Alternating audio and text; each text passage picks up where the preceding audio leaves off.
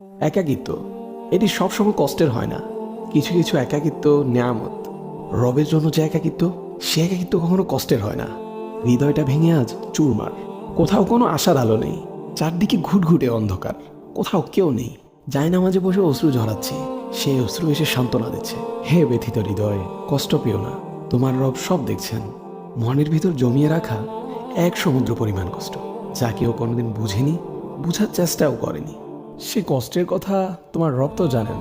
তিনি তোমার সহায় হয়েছেন বলেই তো তোমায় একাকিত্ব দিয়েছেন, যাতে তোমার কষ্টের কথা তোমার রবের কাছে বলে হালকা হতে পারো, তোমার দুশ্চিন্তার কথা রবকে বলে নিশ্চিন্ত হতে পারো।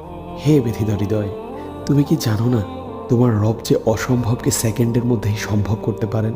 তাহলে একাকিত্বকে তুমি কেন ভয় পাও? যে একাকিত্ব তোমায় বারবার রবের দিকে নিয়ে যায়, রবকে স্মরণ করিয়ে দেয়।